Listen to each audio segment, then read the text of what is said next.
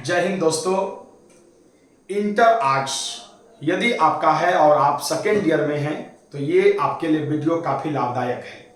दोस्तों, हम कर्म भूमि आर्ट्स वाले चैनल में भागलपुर के तमाम युवाओं का तथा बिहार के सभी बच्चों का हार्दिक अभिनंदन करते हैं। दोस्तों, आज इतिहास के एनसीईआरटी पुस्तक के ऑब्जेक्टिव को आगे बढ़ाते हुए आज हम सब जिस अध्याय पर बात कर रहे हैं उस अध्याय का नाम है विचारक, विश्वास और इमारतें सांस्कृतिक विकास के साथ। 3 अध्याय इनके पहले वीडियो पर अपलोड कर दिया गया है और आज हम सब चौथे नंबर अध्याय पर बात करेंगे। अर्थात इस अध्याय में आप यदि मुख्य रूप से बात करें तो जैन धर्म, बौद्ध धर्म से संबंधित कुछ ऑब्जेक्टिव प्रश्नों को जानेंगे। आपको एनसीईआरटी में इनसे बाहर प्रश्न नहीं रहेगा। यदि आपको वीडियो बेहतर लगे तो आप कंटिन्यू लगे रहेंगे, अंतिम 45 प्रश्नों तक देखेंगे। शुरू करते हैं इनका सिलसिला। दोस्तों, हम 1 नंबर प्रश्नों पर चर्चा शुरू करते हैं। पहला प्रश्न आप जैसा कि देख रहे हैं कि स्तूप का संबंध किस धर्म से है।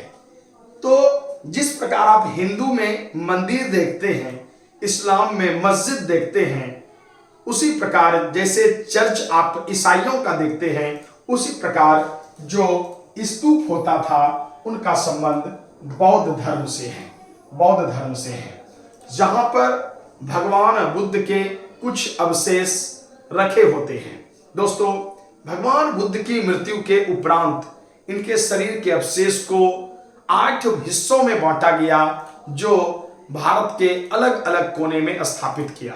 उन्हीं को स्तूप का नाम दिया गया। यह बिहार में भी आपका एक नए स्तूप का निर्माण हुआ है, जो पाटलिपुत्र पटना स्टेशन जो आप उतरते हैं वहां पर जो है आप देख सकते हैं।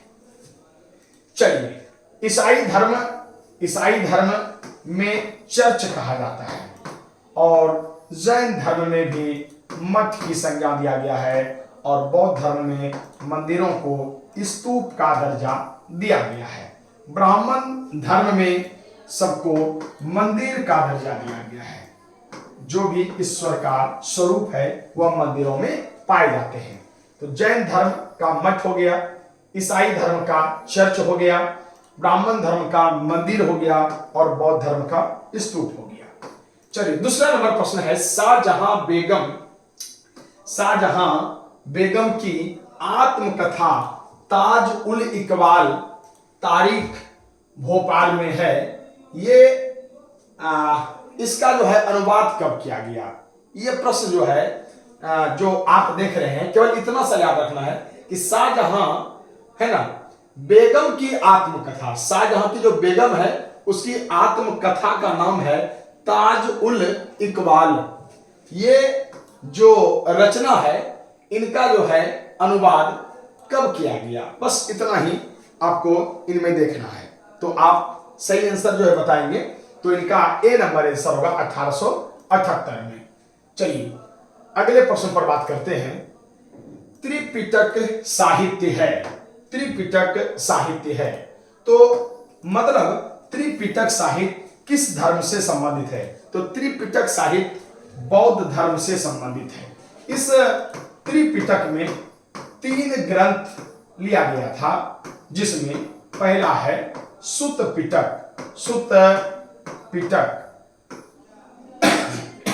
पिटक, दूसरा किताब का नाम है विनय पिटक और तीसरा किताब का नाम है अभिधम्म पिटक।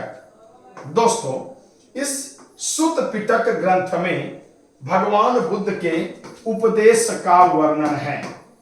विनय पिटक में उनके नियम का वर्णन है और अभिधम्म पिटक में उनके दर्शन, फिलोसफी का वर्णन है। इसका ट्रिक है सुतोपदेश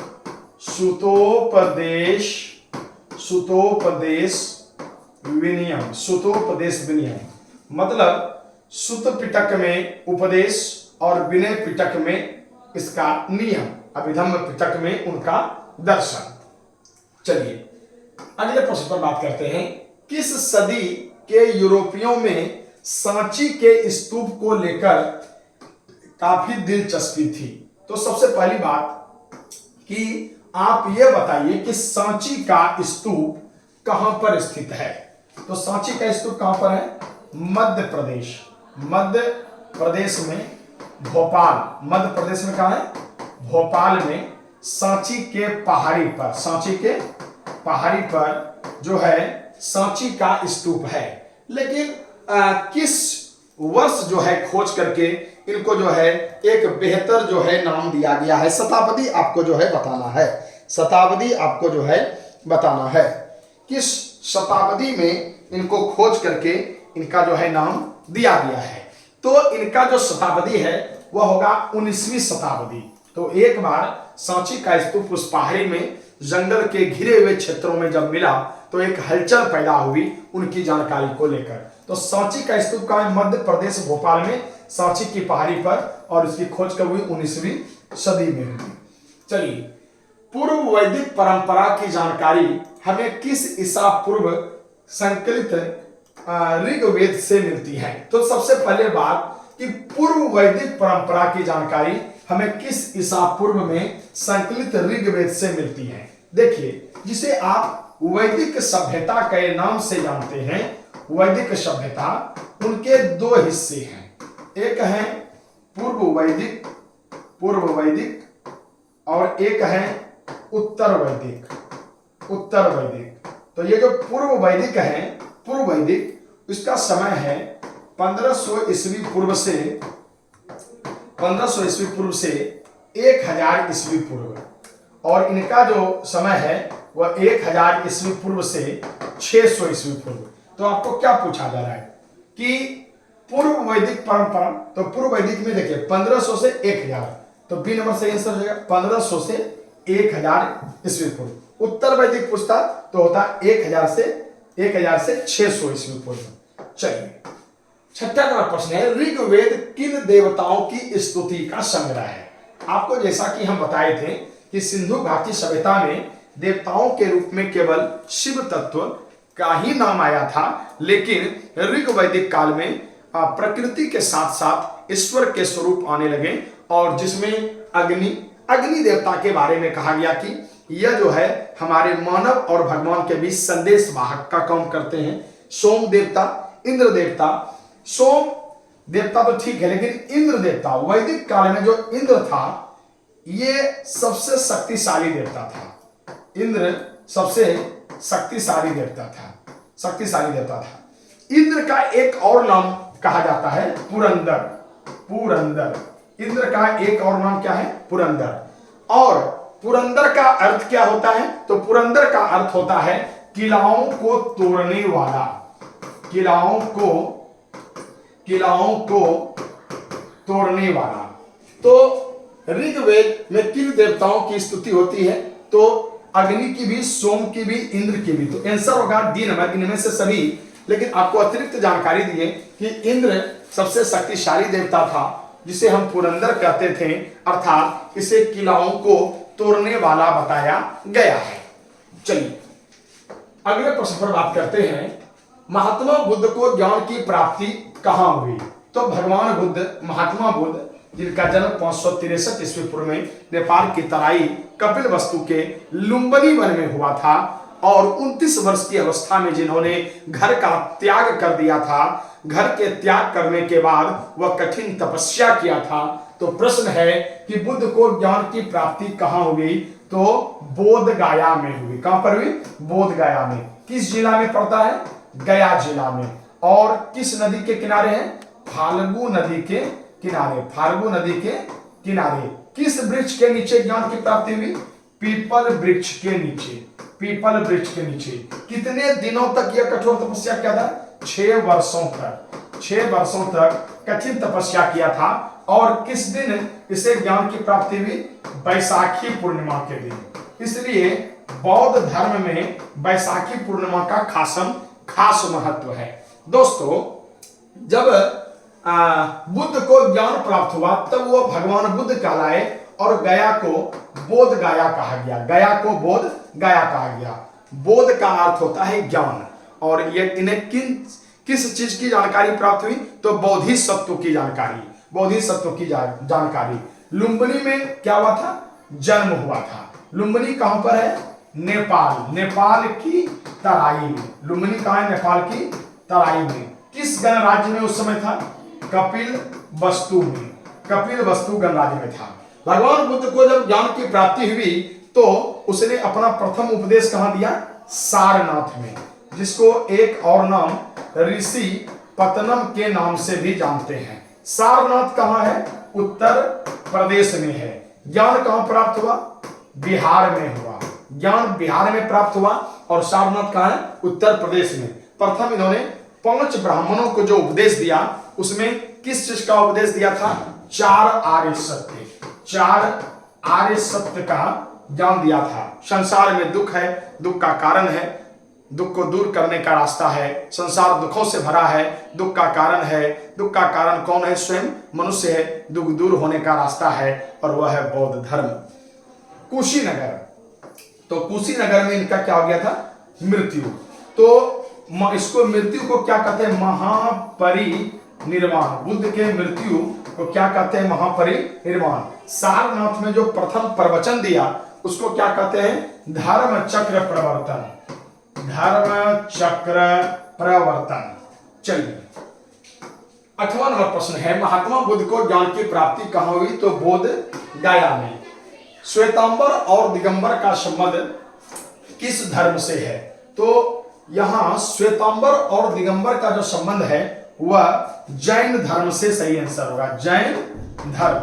तो श्वेतांबर का अर्थ हुआ श्वेत वस्त्र धारण करने वाला, श्वेत वस्त्र धारण करने वाला, और दिगंबर का मतलब हुआ वस्त्रहीन, वस्त्रहीन रहने वाला। तो जो वस्त्रहीन थे वह दिगंबर और जो श्वेत वस्त्र धारण करते थे वे श्वेतांबर। चूंकि जैन धर्म में फिलॉसफी था कि मनुष्य जन्म से चूंकि वस्त्रहीन पैदा लेते हैं और यह वस्त्र माया मोह का बंधन होता है, यह हमें सांसारिक जीवन की तरफ खींचता है और मनुष्य कर्मों से असफल होकर इसी सांसारिक जीवन के पचड़े में फंस जाता है। इसलिए मोक्ष की प्राप्ति के लिए एकांत चाहिए, निग्रंथ चाहिए। इसलिए जंगलों में जा करके वह बंधनहीन होकर के वस्त्रहीन रहते थे। तो ये सारी जानकारी है। ये श्वेतांबर और दिगंबर ये दोनों के यदि संस्थापक पूछ दे तो श्वेतांबर के संस्थापक कौन थे? तो 2 जैन मुनि हुआ करते थे, स्थूल भद्र और एक स्थूल भद्र होते थे, जो श्वेतांबर और दिगंबर आपके पाटलिपुत्र, पटना में ही ये जो है बंटवारा हुआ था, पटना में ही। क्यों? क्योंकि 12 वर्ष तक क्या पड़ गया था? अकाल पड़ गया था। 12 वर्ष तक अकाल पड़ गया था। इसलिए स्थूल भद्र और एक व्यक्ति थे भद्र बाहु। जो स्थूल भद्र थे उसने लंबी कहानी है, लेकिन आप इतने समझिए कि जैन मुनि को सबसे वरिष्ठ जो जैन मुनि थे उसका नाम था भद्रबाहु। बोले कि हम अपने साथ दक्षिण भारत लेकर के चलते हैं क्योंकि यहाँ खाने पीने की बड़ी अकाल है। इसलिए स्थूल भद्र के नेतृत्व में 50 जैन मुनि को छोड़ दिए। लेकिन 12 वर्षों के बाद जब आए तो स्थूल भद्र ने जैन मुनि के नियम में चेंजिंग कर दिया था, और वह चेंजिंग ये कर दिया था कि स्थूल भद्र का कहना था कि समाज में परिवर्तन के दौर में हमको थोड़ा वस्त्र पहनना चाहिए, इसलिए उन्होंने श्वेत वस्त्र धारण कर लिया। लेकिन ये चीज स्थूल भद्र को तो अच्छा लगा, लेकिन भद्रबाहु को अच्छा नहीं लगा। इसलिए पटना आने के बाद पुनः वह लौट करके चले गए कि नहीं, हम पुराने ही नियम का पालन करेंगे, और इस प्रकार जैन धर्म 2 भागों में बच गया, श्वेतांबर और दिगंबर। स्थूल भद्र जो थे वे श्वेतांबर के समर्थक थे, स्थूल भद्र श्वेतांबर के समर्थक थे, और जो वस्त्रहीन दिगंबर रहते थे उसके जो है मानने वाले जो व्यक्ति थे उसका नाम था भद्रबाहु, भद्रबाहु। चलिए अगला प्रश्न है, हीनयान और महायान। ये जो शब्द हीनयान यहां पर है, लेकिन यदि दोस्तों महायान भी आपका हीनयान और एक शब्द क्या आएगा? महायान। हीनयान और महायान संप्रदाय किस धर्म से संबंधित है? तो ये हो जाएगा आंसर आपका बौद्ध धर्म। तो हीनयान और महायान ये क्या होता है? आप समझ लीजिए कि भगवान बुद्ध ने सत्य, अहिंसा, सत्योपरिग्रह, ब्रह्मचर्य के साथ साथ 10 जो है कर्मयोग के सिद्धांत दिए। लेकिन वो समय था जब चौथी बौद्ध संगति हो रही थी, चौथी बौद्ध संगति, और उस समय राजा होते थे कनिष्क, और जगह था कश्मीर का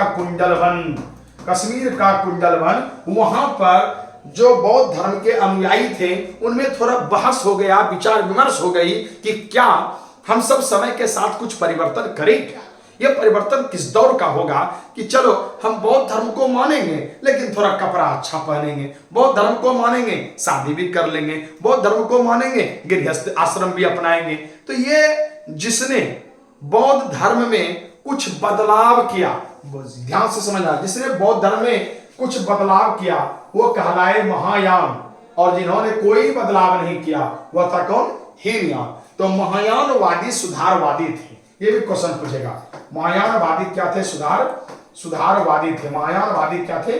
सुधारवादी थे। और दूसरी बात कि महायान संप्रदाय में ही सबसे पहले जो है बुद्ध की मूर्ति बनना शुरू हुआ।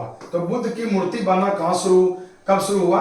तो महायान से, मतलब जब हीनयान और महायान का बंटवारा हुआ तो उसी समय बुद्ध की मूर्ति जो है बनने लगी। बुद्ध की मूर्ति 2 शैली में बनी थी, एक गंधार और एक मथुरा कला शैली में। तो दोस्तों, यदि आपको यह वीडियो से कुछ लाभ मिल रहा है और आपको लगता है कि हम परीक्षा में, आपके जीवन में हम कुछ योगदान दे सकते हैं, तो निश्चित तौर पर एक लाइक जरूर करें, कोचिंग ऑफलाइन ऑनलाइन के बारे में कमेंट करें और दोस्तों के साथ शेयर करें। अगले प्रश्न पर हम सब चलेंगे।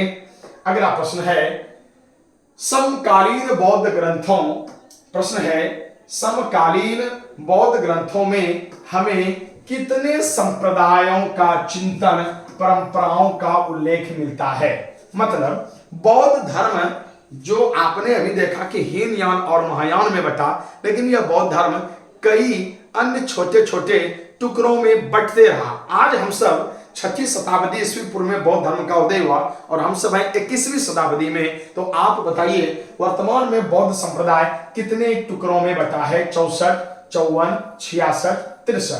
कमेंट करके अपने नाम और गांव के साथ आप बताने की कृपा करें। चलिए 11 नंबर प्रश्न है, सबसे फास्ट आप बताएंगे। 11 नंबर प्रश्न है, ठीक है? चलिए 11 नंबर प्रश्न है, तो आप कमेंट करके बता दिए होंगे। तो इनका सही आंसर क्या होगा? 64। तो वर्तमान में जो है यह कितने संप्रदाय में बटा हुआ है? 64 संप्रदाय में बटा हुआ है। जब बौद्ध धर्म पूर्व एशिया में फैला तब फासियन और स्वयं, अच्छा यहां पर हम सुधार देते हैं बच्चों। जब बौद्ध धर्म पूर्व एशिया में फैला तब यहां पर एक शब्द होगा फाहियान। क्या होगा? फाहियान। और ये जो शब्द है वो क्या होगा? वेनसांग। एक शब्द है फाहियान और एक शब्द क्या है? वेनसांग। जैसे तीर्थयात्री बौद्ध धर्म की खोज में किस देश से भारत आए थे? मतलब लंबा चौड़ा प्रश्न है, लेकिन पूछा बस इतना ही गया है कि फाहियान और वेनसांग भगवान बुद्ध के गुणों से, उनके उपदेशों से प्रभावित होकर के भारत जो देश आए तो वह किस देशों से आए? तो इनका सही आंसर होगा कि वो चीनी यात्री थे। फाहियान और वेनसांग कहां के यात्री थे? चीनी यात्री थे। फाहियान, वेनसांग, इत्सिंग भी, हुंगसुंग भी, ये चारों जो है चीनी यात्री थे और वे भारत आए थे। चलिए, जैन के मूल सिद्धांत किस सदी ईसा पूर्व में वर्धमान महावीर के जन्म से पहले ही उत्तर भारत में प्रचलित हुआ? मतलब जैनों के मूल सिद्धांत किस सदी ईसा पूर्व में वर्धमान महावीर के जन्म से पहले उत्तर भारत में प्रचलित हुआ?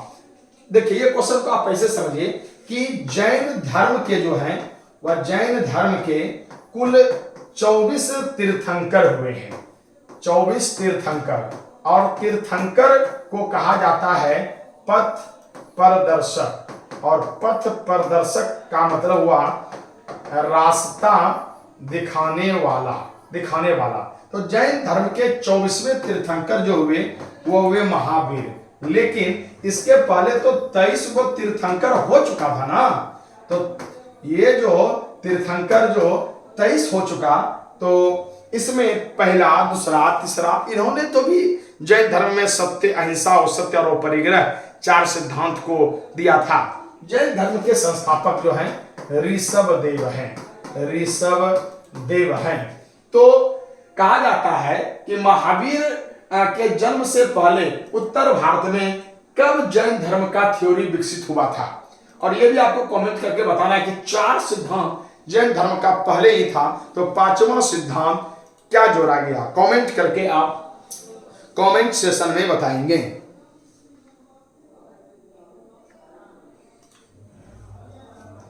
कमेंट करें, नहीं किए अभी तक, चलिए ठीक है।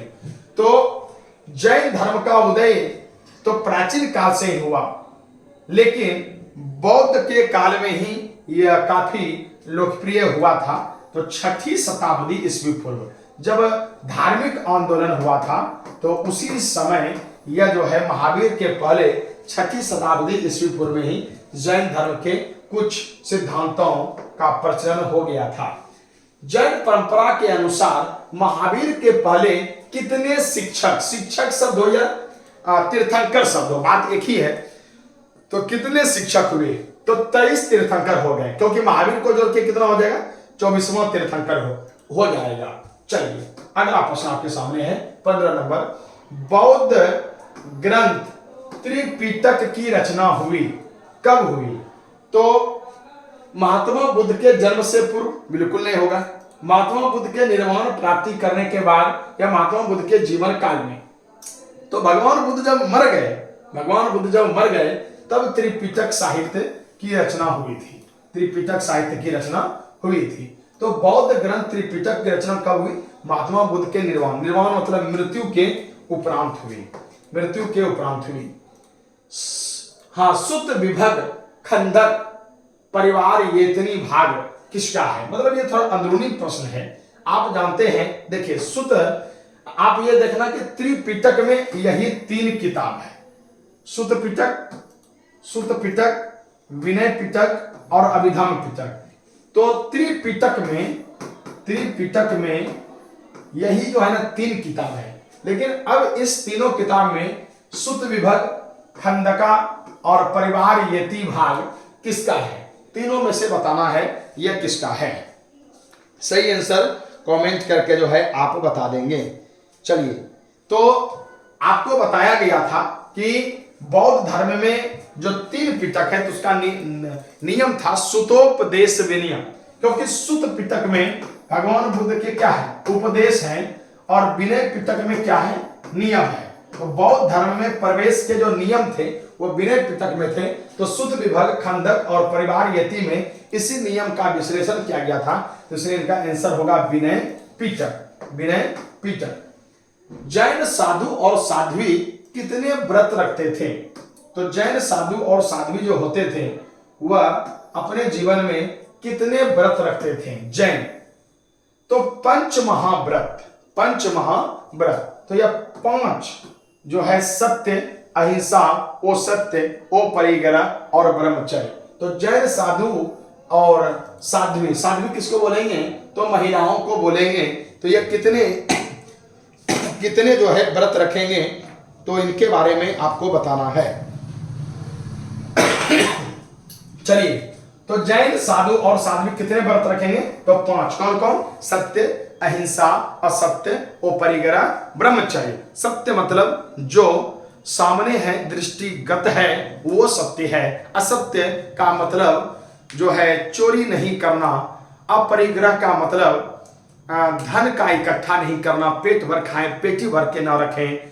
और अहिंसा का मतलब हुआ जीवों की हत्या नहीं करना। और ब्रह्मचर्य का अर्थ ये हुआ ब्रह्मा की तरह आचरण करना, ब्रह्म आचरण करना, बेविचारी नहीं करना। चलिए अगले प्रश्न, कितने वर्षों से ग्रंथों की पांडुलिपियां मंदिरों से जुड़े पुस्तकालय में संरक्षित हैं? मतलब कितने वर्षों से ग्रंथों की पांडुलिपियां मंदिरों से जुड़े पुस्तकालय में संरक्षित है? कई वर्षों से, हजारों वर्षों से। तो ये क्या होगा? हजारों वर्षों से। पांडुलिपि का मतलब क्या हुआ कि पुराने जो शास्त्र हैं वो जो है इनको रखा गया है। निम्नलिखित में से किस वेद में 10 मंडल और 1028 सूक्त और 10,462 ऋचाएं हैं? तो दोस्तों आपको हम बताए थे कि सबसे प्राचीन वेद कौन है? ऋग्वेद। तो ऋग्वेद में ही जो डी नंबर ऑप्शन नहीं है तो वही आंसर होगा, ऋग्वेद। तो ऋग्वेद सबसे प्राचीन वेद, डी नंबर सही होगा। 19 नंबर क्वेश्चन का डी नंबर आंसर होगा ऋग्वेद। ऋग्वेद ही सबसे प्राचीन वेद है और ऋग्वेद में 10 मंडल है, 1028 सूक्त है और 10,462 ऋचाएं हैं। चलिए 20 नंबर है ना, 20 नंबर। चलिए तब तक प्रश्नों को आप करेंगे। 20 नंबर प्रश्न, 20 नंबर प्रश्न। चलिए 20 नंबर क्या कह रहा है? प्रारंभिक बौद्ध धार्मिक ग्रंथ किस भाषा में लिखे गए? तो आपको जो है जवाब देना है कि ये जो भगवान बुद्ध के जो ग्रंथ हैं, जो धार्मिक ग्रंथ हैं, वह किस भाषा में लिखे गए? तो इनका सही आंसर होगा पाली भाषा में। बौद्ध धर्म का जो है ग्रंथ किस भाषा में लिखा गया? पाली। प्राकृत उससे भी पुराना भाषा है, पाली से भी पुराना प्राकृत है। मतलब 1 नंबर पे प्राकृत है, 2 नंबर पर पाली है। जैन धर्म का ग्रंथ ज्यादातर प्राकृत भाषा में मिलता है, फिर पाली है, फिर जाकर के संस्कृत है और लास्ट में उसका अपभ्रंश है और फिर हिंदी, तमिल, तेलुगु, मलयालम, ये सारे शब्द हैं, भाषा है। चौथी बौद्ध परिषद किस शासक के शासन काल में हुई? आप राज अजात महाशत्रु काला कच्चा संघ विभाजन, ये सूत्र है मेरा। आप यदि इसको नहीं समझते तत्काल ऐसे समझिए कि प्रथम जो बौद्ध संगति हुई वह अजात शत्रु के समय हुई, द्वितीय जो बौद्ध संगति हुई वह कालाशोक के समय हुई, तृतीय जो बौद्ध संगति हुई वह अशोक के समय हुई और चौथा जो बौद्ध संगति हुई वह कुषाण वंश के राजा कनिष्क के समय में हुआ था। चूंकि प्रश्न यहां पर है चौथी बौद्ध संगति किस शासन के काल में हुई, तो इनका आंसर आप खोज सकते हैं सी नंबर, कनिष्क के समय में। और जगह का नाम था कश्मीर का कुंडल वन। और यहीं पर बौद्ध धर्म हीनयान और महायान में विभाजित हुआ और राजा कनिष्क महायान को अपनाए और तभी से यह बुद्ध की पुस्तक जो है प्रचलन में आया और भगवान बुद्ध को पहला मानव है भगवान बुद्ध, इसे देवता के रूप में मूर्ति बनाकर पूजा जाना शुरू हुआ। काला अशोक द्वितीय में है और अशोक तृतीय में है और अजात शत्रु प्रथम में है। तो याद हो गया, प्रथम बौद्ध संगति में अजात शत्रु, द्वितीय बौद्ध संगति में काला अशोक, तृतीय बौद्ध संगति में अशोक और चौथे जो है कनिष्क। चलिए प्रथम जो बौद्ध संगति हुई दोस्तों वह हुआ था राजगिरी में। द्वितीय जो बौद्ध संगति हुई वह हुआ था वैशाली में। तृतीय जो बौद्ध संगति हुई थी अशोक के समय वह हुई थी पाटलिपुत्र में। और चौथी जो बौद्ध संगति हुई वह कश्मीर के कुंडल वन में। चलिए आत्मा का पुनर्जन्म मुख्य विषय है। देखिए ये एक फिलोसफी है या एक दर्शन है कि मनुष्य मानव ही नहीं बल्कि संसार में जन्म लेने वाले वे सभी जीवात्मा जब मृत्यु को प्राप्त करते हैं तो वह इस जीवन में वह किन किन कर्मों को करके पुण्य अर्जित किए उसी कर्म के आधार पर अगले जन्म माने जाते हैं। ये एक थ्योरी फिलोसफी में रहा है। तो कर्म योग जो होगा वह सम्यक चरित्र के भाव से आएगा, क्योंकि सम्यक चरित्र से कर्म का निर्धारण होता है, कर्म का निर्धारण होता है और यह कर्म का निर्धारण जो है, यह कर्म का निर्धारण जो है वह आप अच्छे कर्म कीजिएगा तो फिर से मानव में जन्म होगा या फिर किसी और जीव जंतु में आपका जन्म होगा। यह धर्म का फिलोसफी है। कहा तो यह भी जाता है कि 1,84 भ्रमण कियो, 1,84 भ्रमण कियो तब मानव में तुम जन्म लियो। तो 1,84 भ्रमण कियो तब मानुष तन में जन्म लियो, मतलब 84 लाख योनि भटकते भटकते तब आप मनुष्य के जीवन को प्राप्त करते हैं। यदि ऐसा नहीं भी है तो कम से कम जिस मानव तन को मैंने प्राप्त किया, आपने प्राप्त किया, उनको अच्छे से निर्वहन करते हुए, जिंदगी के रस को लेते हुए जिंदगी जीने का जो असली मजा है वही मोक्ष है। इन्हीं पर ध्यान रखें। अगले प्रश्न पर हम सब चलेंगे। ऋग वैदिक कालीन लोग किसकी पूजा करते थे? देखिए, ऋग वैदिक कालीन जो लोग होते थे वह मुख्य रूप से जो है वह प्रकृति के पुजारी थे, क्योंकि उत्तर वैदिक काल में देवता का उल्लेख आया है उत्तर वैदिक काल में। तो ऋग वैदिक काल में जो है वह प्रकृति के ही पूजक होते थे। चलिए, जैन विद्वानों ने अनेक भाषाओं में काफी साहित्य का जैन विद्वानों ने काफी साहित्य का सृजन किया है। अभी आपको हम बताए थे कि बौद्ध धर्म की भाषा बच्चों क्या था? पाली। तो जैन धर्म पाली से भी पुराना, जैन धर्म जो है सबसे पुराना है। बौद्ध धर्म से भी पुराना कौन है? जैन धर्म। तो जैन विद्वानों ने अनेक भाषाओं में काफी साहित्य सृजन किया। वह किस भाषा में? तो प्राकृत भाषा में। उस युग के सबसे प्रभावशाली शिक्षकों में से कौन थे? तो सबसे अधिक प्रभावशाली बात करें जिनका समाज पर अपना पकड़ था तो आपको पता ही होगा, जैन धर्म सबसे पुराना धर्म है। मैं बौद्ध धर्म से भी पुराना जैन धर्म, सबसे पुराना नहीं, भारत में तो सबसे पुराना सनातन धर्म माना जाता है, लेकिन बौद्ध धर्म से पुराना कौन है? जैन धर्म। लेकिन जैन धर्म ने समाज पर उतना सीधा प्रभाव नहीं फैला पाया जितना कि बौद्ध धर्म में। और खास करके भगवान बुद्ध ने जो है अपना धार्मिक वर्चस्व स्थापित किया वो किसी और धर्म में नहीं कर पाया। इसलिए उस युग के मतलब छठी शताब्दी ईस्वी पूर्व में सबसे प्रभावशाली शिक्षक में कौन थे? तो वह थे बौद्ध धर्म। और सबसे अच्छे शिक्षक कौन थे? भगवान बुद्ध। चलिए, 26वां प्रश्न है, बुद्ध के जीवन पर ग्रंथ लगभग कितने वर्षों के बाद लिखे गए? तो भगवान बुद्ध के मृत्यु के उपरांत ही जो है रचना शुरू हो गया, लगभग 100 वर्षों के बाद। तो 26 का आंसर क्या होगा? ए होगा। अगला प्रश्न, बुद्ध के बचपन का नाम क्या था? आप जानते ही हैं कि बुद्ध के बचपन का नाम क्या था? सिद्धार्थ था। बुद्ध के बचपन का नाम क्या था? सिद्धार्थ था। और जन्म के 6ठे दिन बाद ही इनके माता जी का मृत्यु हो गया। इसलिए सिद्धार्थ का पालन पोषण प्रजापति गौतमी ने किया, इसलिए इसका नाम गौतम भी पड़ा। और बाद में जब ज्ञान प्राप्त किए तो वे महात्मा बुद्ध कहलाए। ज्ञान प्राप्ति के बाद वे महात्मा बुद्ध कहलाए। चलिए, अगला प्रश्न आ गया है, सांची मध्य प्रदेश के किस जिले में है? तो सांची ऑप्शन है विदिशा जिले में या रायसेन जिले में, सागर जिले में या भोपाल जिले में। दोस्तों, ये शुरुआती 2-3 क्वेश्चन में ही हम आपको बताए थे, तो आपको बताना है। ज्यादा क्वेश्चन अब नहीं बचा है, 40-45 क्वेश्चन है। ये आपके सामने 28 नंबर कितना क्वेश्चन है? 59 क्वेश्चन है। चलिए, तो 28 क्वेश्चन जो है 28वां नंबर ये क्वेश्चन है। तो 28 का आपको यह बताना है कि सांची मध्य प्रदेश के किस जिले में स्थित है? तो इनका सही आंसर होगा रायसेन जिले में स्थित है, जहां पर सांची का बौद्ध स्तूप ऐतिहासिक है। सांची का बौद्ध स्तूप। चलिए, अगला प्रश्न है, निम्नांकित में से गौतम बुद्ध के शिष्य कौन थे?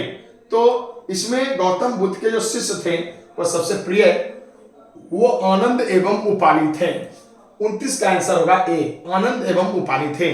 और भगवान बुद्ध ने आनंद के कहने पर ही महिलाओं को बौद्ध धर्म में दीक्षित किया था। हे आनंद, तुम्हारे कहने पर मैं स्त्रियों को बौद्ध धर्म में दीक्षित होने की अनुमति देता हूं, लेकिन याद रखना, यदि यह धर्म 5000 सहस्र वर्षों तक चलता तो अब यह 500 वर्ष में ही पतन के गर्त में चले जाएंगे। यह कथन भगवान बुद्ध का आनंद के लिए था और सहसा वैसा ही हुआ और बौद्ध धर्म पतन 500 वर्षों में हुआ भी। अगले प्रश्नों पर बात करते हैं। कुंडल वन कश्मीर में चतुर्थ बौद्ध संगति किस शासक के काल में हुई? दोस्तों ये तो आप जानते ही हैं, हम आपको चारों बौद्ध संगति बता दिए हैं, तो आप बताइए कि कुंडल वन कश्मीर में चतुर्थ बौद्ध संगति किस शासक के काल में हुई? तो राजा कनिष्क के काल में हुई, प्रथम शताब्दी में हुई और यह कश्मीर के कुंडल वन में हुई और यहीं पर हीनयान और महायान का विभाजन भी हुआ था। अगला प्रश्न है 31 नंबर। शल्लेखन कथा कलेश द्वारा मृत्यु का विधान किस धर्म में है? तो शल्लेखन विधि से मृत्यु का प्रमाण है जैन धर्म में।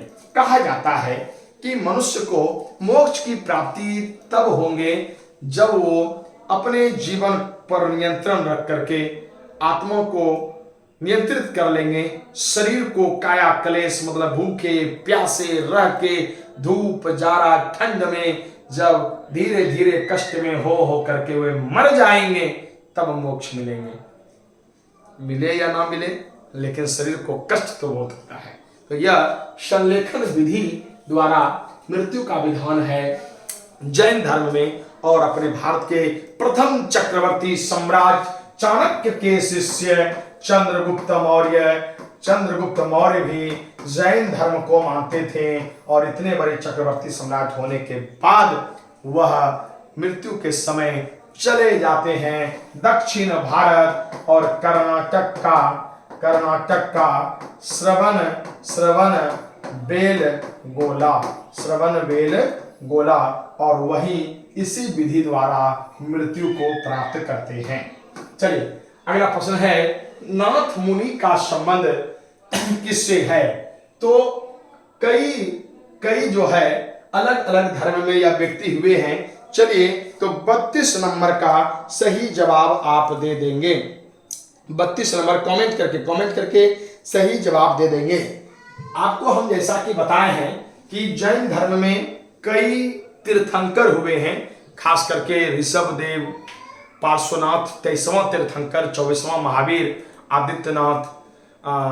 आदित्यनाथ भी एक हुए और उसमें नेमिनाथ, उसी में एक व्यक्ति हुए थे नाथ मुनि और यह नाथ मुनि का संबंध भी जैन धर्म से है। वीर शैव लिंगायत आंदोलन के जनक कौन थे? तो वासवन्ना थे। यहाँ पर वीर शैव का मतलब ये हुआ कि शैव धर्म जो भगवान विष्णु का धर्म है, भगवान शिव का जो धर्म है, इसको शैव धर्म कहा जाता है। शैव धर्म भी कई विभागों में समय समय पर बटा, जैसे कपालिक में और जैसे कि आप लिंगायत में देखते हैं। तो वीर शैव में खास करके लिंगायत मतलब शैव धर्म में जो लिंगायत आंदोलन के जनक हैं वह है बासबन्ना। क्राइकल जो है एक महिला है और यह धार्मिक आंदोलन में जो है दक्षिण भारत में शैव धर्मावलंबी में धार्मिक आंदोलन में यह क्राइकल जो है काफी बढ़ चढ़ करके हिस्सा ली थी। गुरु नानक भी भक्ति आंदोलन के समय का है, जिसका जन्म स्थान तलवंडी में है और यह सिख धर्म के संस्थापक है। कबीर दास भी भक्ति आंदोलन के सबसे विशेष क्रांतिकारी परिवर्तनकारी समाज सुधारक जो है संत हुए। इसने कहा सच कहे तो मारन धावे, झूठे जग पतियाना। मतलब जब हम सच कहते हैं तो लोग हमें मारने दौड़ते हैं, लेकिन जब झूठ बोलते हैं तो सभी लोग पतिया रहे हैं, है ना। ये जो है कबीर दास का कथन था। अगला प्रश्न, बौद्ध परंपरा में अशोक ने कितने स्तूप का निर्माण करवाए? आपको हम बताए थे कि राजा अशोक कलिंग युद्ध को जीतने के बाद उनमें जो भीषण हत्याएं हुई, भीषण जो मृत्यु हुई, उनसे दुखी हो गए और इस दुख से वह बाद में उपगुप्त नामक बौद्ध भिक्षु से बौद्ध धर्म का दीक्षा प्राप्त कर लिए उपगुप्त से। और बौद्ध धर्म से प्रभावित होने के बाद इन्होंने 84,000 स्तूप का निर्माण किया। 84,000 स्तूप का निर्माण किया। तो 84,000 स्तूपों का निर्माण ये किए थे। तो जहां जहां भगवान बुद्ध गए, यात्राएं किए, उपदेश दिए, सभी जगह आप बिहार से लौरिया नंदनगढ़ जो है आप चले जाइए, चंपारण चले जाइए, हर जगह आपको इन्हीं का स्तूप और अभिलेख प्राप्त होंगे। 35 नंबर प्रश्न है, बुद्ध का जन्म कहाँ हुआ था? ये आपको बता दिए थे, लुम्बिनी वन में हुआ था। चलिए, लुम्बिनी वन में हुआ था। अशोक ने लुम्बिनी की अपनी यात्रा की याद में कितने वर्षों बाद एक स्तंभ बनाए थे? तो प्रश्न ध्यान से समझिएगा। अशोक ने लुम्बिनी की अपनी यात्रा की याद में कितने वर्षों बाद एक स्तंभ बनवाए थे? मतलब 200 वर्षों बाद, 300 वर्षों बाद, 500 वर्षों बाद। ये क्वेश्चन क्या कर रहा है कि बुद्ध जब ज्ञान की प्राप्ति कर लिए थे तो उनके पिताजी उनको बुलाए थे, तो वो एक बार लुम्बिनी गए थे। तो कब तक उनके कितने वर्षों बाद राजा अशोक ने वहां पर एक स्तंभ मतलब एक अभिलेख लिखवाने का काम किए थे? ये प्रश्न आपका 36वां नंबर है और टोटल प्रश्नों की संख्या बहुत अधिक अब नहीं बचा है। तो आप यदि आपको याद होते जा रहा है तो निश्चित तौर पर जो है इसको समझते चलिएगा। तो प्रश्न आपके सामने था कि अशोक ने लुम्बिनी की अपनी यात्रा की याद में कितने वर्षों बाद एक स्तंभ बनवाए थे? तो 200 वर्षों के बाद बनवाए थे। चलिए, अगला प्रश्न है, धर्म ग्रंथ सुत्त पिटक किस धर्म से संबंधित है? तो आपको बता दिए तीनों ग्रंथ सुत्त पिटक, विनय पिटक, अभिधर्म पिटक बौद्ध धर्म से संबंधित है। स्तूप बनाने पर किस धर्म की परंपरा से जोड़ा गया है? तो स्तूप किस में होगा? बौद्ध धर्म में होगा। चलिए, अगला प्रश्न, तृतीय बौद्ध संगति का आयोजन कहाँ हुआ? तो प्रथम हुआ राजगिरी, दूसरा हुआ वैशाली और तीसरा हुआ पाटलिपुत्र में। तो 39 का आंसर क्या होगा? बी नंबर होगा। महावीर स्वामी के पुत्री अनन्या प्रियदर्शनी का विवाद किससे हुआ? विवाद है, विवाह होगा, है ना। महावीर को एक पुत्री थी और उसका नाम था अनोजा प्रियदर्शनी। महावीर स्वामी की एक पुत्री थी अनोजा प्रियदर्शनी। तो इसका जो विवाह जो होता है वह जमाली से हुआ। मतलब महावीर स्वामी के दामाद का जो नाम है वह क्या है? जमाली। चलिए, अगला प्रश्न है, किस सदी तक भरहूत, सांची और सारनाथ जैसी जगहों पर स्तूप बनाए जा चुके थे? ये पहली बात तो भरहूत, सांची और सारनाथ, ये जितने भी जगह स्तूप हैं ये सभी बौद्ध धर्म से संबंधित हैं। और बौद्ध धर्म के अनुयायी जो राजा हुए वह जो है भगवान बुद्ध की याद में इन स्तूपों का निर्माण करवाया था। कमेंट करके जो है बताएंगे कि यह कितने में बनवाया गया था। मतलब ये शताब्दी भी आप जो है शताब्दी भी आप जो है बता सकते हैं। शताब्दी में ही है ऑप्शन। तो भरहूत, सांची और सारनाथ का स्तूप जो है 2री सदी पूर्व में इनका निर्माण पूरा हो चुका था। सारनाथ, सांची और भरहूत का स्तूप। सांची के एक से तोरफा का हिस्सा किस जानवर के दांत से काम करने वाले शिल्पकारों के दांत से बनाया गया? तो ये जो है तोरण द्वार, क्वेश्चन जो कर रहा था वो तोरण द्वार। दोस्तों, ये जो क्वेश्चन है वह है तोरण द्वार। प्रश्न जो है वह किससे संबंधित है? तोरण द्वार से संबंधित है इसको। चलिए, तो हम चलिए दोस्तों अगले प्रश्न पर चलते हैं। 42 नंबर जो प्रश्न है कि सांची का जो स्तूप है, सांची का जो स्तूप है, स्तूप मतलब जो रायसीना पहाड़ी पर मध्य प्रदेश में सांची के एक तोर पहाड़ का हिस्सा किस जानवर के दांत से काम करने वाले शिल्पकारों के दांत से बनाया गया है? तो कहा जाता है कि जानवर के दांत, किस जानवर के दांत? हाथी के दांत से, हाथी के दांत से यह जो है सांची का तोर पहाड़ का एक हिस्सा निर्मित किया गया है। चलिए अगले प्रश्न पर बात करते हैं। भगवान महावीर का जन्म, भगवान महावीर का जन्म कब हुआ था?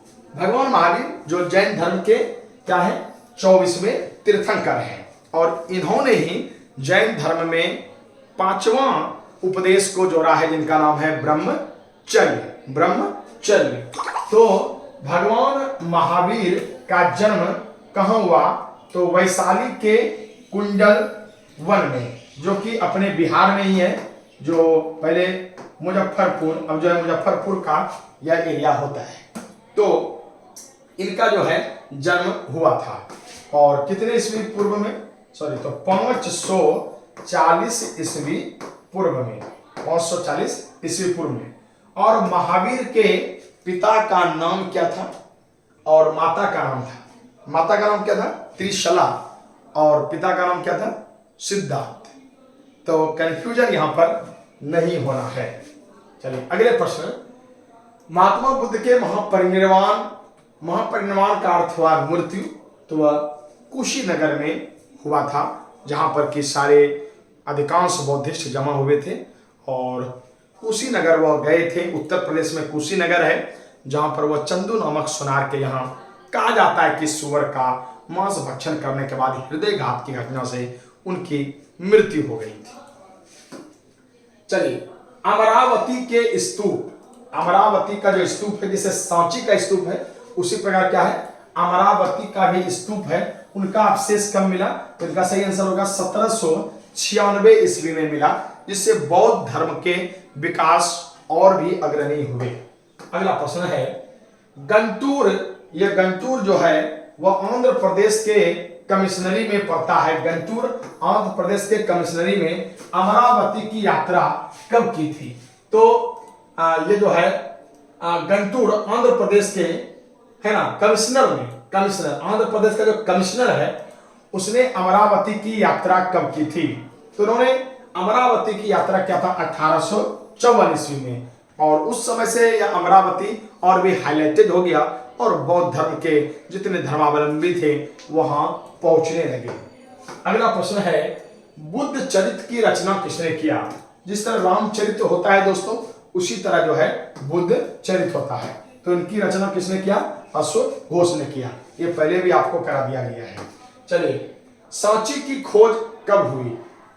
तो सांची की जो खोज हुई है, सांची का स्तूप के बारे में पूछा जा रहा है, अभी आपको हम बताए थे। कमेंट करके बताइए सांची का स्तूप। ऑप्शन बिल्कुल सही है। सांची का जो स्तूप का जो खोज हुआ वह कितने ईस्वी में हुआ? सांची का है मध्य प्रदेश के भोपाल के रायसीना पहाड़ी में, तो इनका जो खोज हुआ वह 1818 में हुआ। सांची के स्तूप को विश्व विरासत सूची में भी शामिल कर लिया गया है। अभी हाल में 2 दिन पहले विश्व विरासत सूची में अपने भारत का शांति निकेतन को भी शामिल किया गया जो रविन्द्रनाथ टैगोर का यूनिवर्सिटी स्थापित था। अशोक किस वंश का राजा था? बहुत बार बता दिया, मौर्य वंश का राजा था। समुद्रगुप्त की तुलना बिस्मार्क ने किससे किया है? Vincent Smith. अच्छा एक मिनट, गलत है। प्रश्न पर आ जाते हैं दोस्तों 50 नंबर। चलिए 50 नंबर प्रश्न है कि समुद्रगुप्त की तुलना किस यूरोपियन शासक से की गई है? तो नेपोलियन से किया गया है। और किस इतिहासकार ने किया? तो विसेंट स्मिथ ने किया। विसेंट स्मिथ ने किया। जैन धर्म के 24वें तीर्थंकर कौन है? तो भगवान महावीर स्वामी है। प्रथम बौद्ध संगति कहां हुई? तो राजगिरी में हुई, यह बता दिया गया है ना। यह प्रश्न क्या है संबंधित धर्म स्तूप सांची। 53 नंबर प्रश्न आपके सामने। 53 नंबर प्रश्न पढ़ देते हैं। सांची का स्तूप किस धर्म से संबंधित है? तो आप जानते हैं सांची का स्तूप आएगा तो बौद्ध धर्म से संबंधित है। चौथी बौद्ध परिषद कहां हुआ? कनिष्क के समय में हुआ। चलिए स्तूप का संबंध किससे है? बौद्ध धर्म से है। चलिए महात्मा बुद्ध को ज्ञान की प्राप्ति कहां हुई? तो बोध गया में हुई। और श्वेतांबर और दिगंबर किससे संबंधित है? जैन धर्म से है। और लास्ट आपका 58 प्रश्न है 58 तलवंडी में किस प्रसिद्ध संत का जन्म हुआ? तो भारत में जो सिख धर्म के संस्थापक हैं हुआ है गुरु नानक। तो गुरु नानक जो है का जन्म स्थान कहाँ है? तलवंडी। कबीर दास का कहाँ है? काशी। मीरा का कहाँ है? मीरा का राजस्थान और रैदास का बनारस। और लास्ट 59 महावीर स्वामी का जन्म तो हो गया 540 ईस्वी पूर्व में।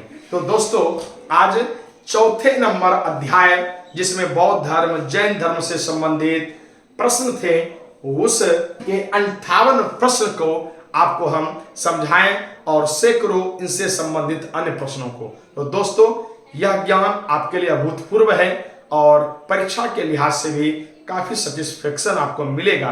तो दोस्तों लाइक कमेंट और शेयर करें और आप कल पुनः बने रहें। धन्यवाद।